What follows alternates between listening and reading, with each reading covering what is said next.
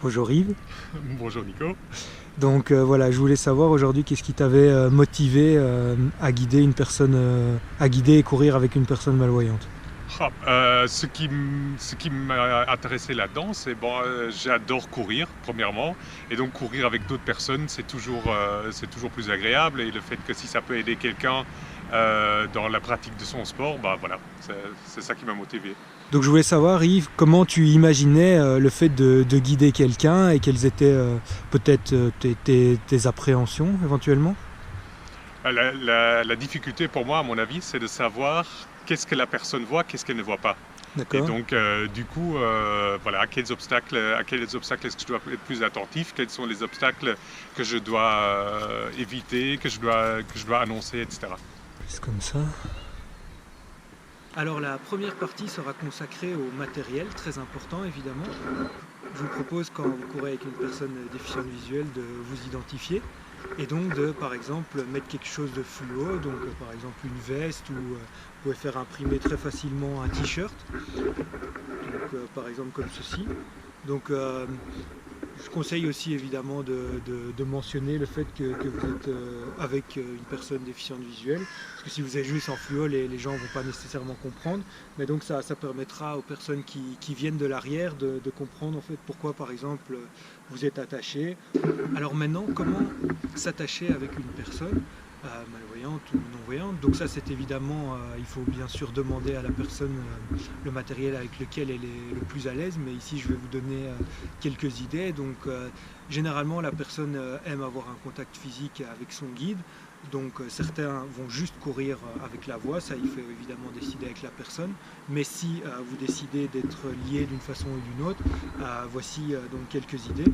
Donc la première idée c'est ceci, c'est une bande de stretching. Donc ce qui est intéressant c'est que vous pouvez mettre les mains à l'intérieur. Donc ça permet par exemple, on va la mettre ici par la main, donc comme ça. Donc ici, voilà, comme ça. Et les personnes sont en contact, et évidemment, voilà, ça va peut-être faire 1 mètre. Donc le guide peut aussi tirer par exemple comme ça, s'il y a besoin. Donc on voit que ça a une certaine résistance et que ça vient vite, s'il y a un problème aussi.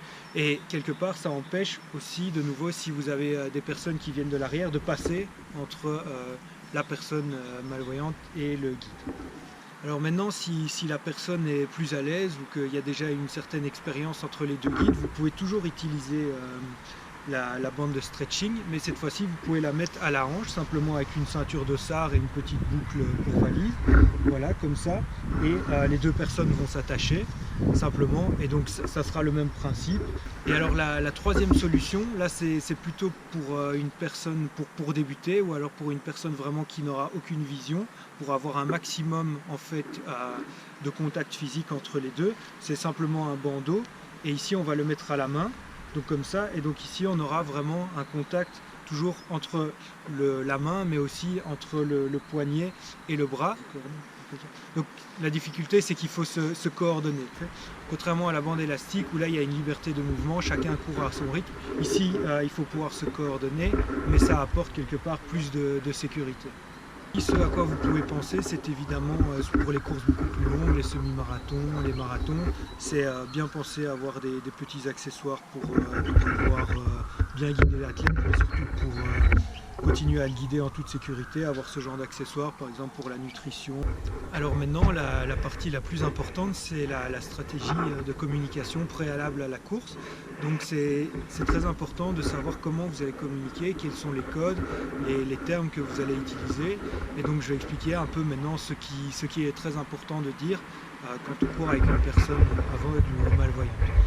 Donc en fait, je dirais que c'est toujours mieux de donner plus d'informations que pas assez, bien évidemment. Donc les types d'informations que l'on peut donner, ce sont bien sûr les changements de relief, donc si ça monte, si ça descend, les tournants, les annoncer, par exemple à 100 mètres, à 50 mètres, à 20 mètres, et puis quand on y arrive, vous dites voilà, on commence à tourner. Si vous avez la possibilité de voir le type de tournant, 90, 180, ce genre de choses. Alors évidemment aussi le type de surface, si on est sur de la pelouse, si on est sur des pavés, voilà, si on est sur une piste d'athlétisme, du tarmac, ce genre de choses. Donc évidemment, c'est à vous de décider si par exemple la personne n'est pas à l'aise sur des pavés, si vous dites ah oui, s'il y a un secteur pavé, alors on s'arrête par exemple, ou s'il pleut, que vous savez que telle partie, si vous avez eu l'occasion de reconnaître la course, ça va être glissant, que là peut-être il vaut mieux s'arrêter. Donc toutes les informations, vraiment, si vous voyez dans une montée, ça monte pendant 200 mètres par exemple, si vous ne savez pas le voir, vous dites je ne sais pas le voir. Et aussi, surtout ne pas oublier que dire ah oui c'est toujours tout droit, c'est aussi une information, comme ça la personne elle peut se concentrer, elle peut vraiment ne se concentrer que sur sa course. Donc il faut bien se dire que le guide, en fait il est là pour permettre à la personne de courir sa course à elle et de ne plus se préoccuper, de ne plus se sentir en danger par rapport à la course qu'elle est en train de faire, mais surtout de vraiment écouter son guide et de suivre les instructions. Donc dans une course, vous allez évidemment être plusieurs personnes, donc c'est pour ça notamment que vous mettez une veste pour bien être identifié. Mais alors au départ, par exemple, ou s'il y a un regroupement de foule, par exemple au ravitaillement, je conseille aussi d'avoir une petite stratégie pour décider de ce que vous allez faire. Donc vous pouvez prendre la personne plus près de vous si on voit que qu'il faut que ça se rétrécit. Donc vous pouvez vous rapprocher de la personne par exemple si ça se rétrécit.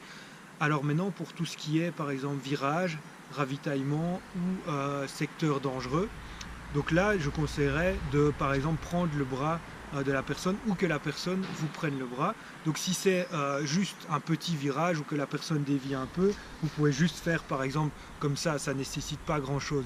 Maintenant si vous avez besoin d'une certaine stabilité ou d'un virage, alors là plutôt faire en sorte que la personne ait comme ça un contact et que elle puisse vraiment alors là se focaliser toujours sur sa course, mais vous êtes à deux, vous avez une certaine stabilité et vous lui prenez le bras comme ceci et vous pouvez la guider sans évidemment la tirer brusquement, mais juste la guider pendant la durée du virage ou du secteur.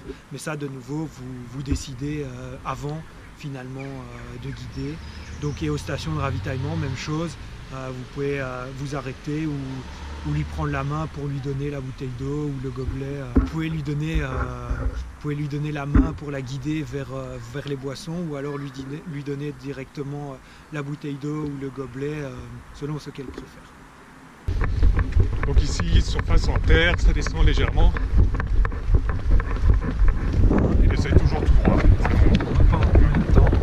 Pendant plus ou moins 100 mètres. 100 mètres, d'accord. Et là, environ 50 mètres, il y a 3 piquets dans le chemin, 3 piquets en béton.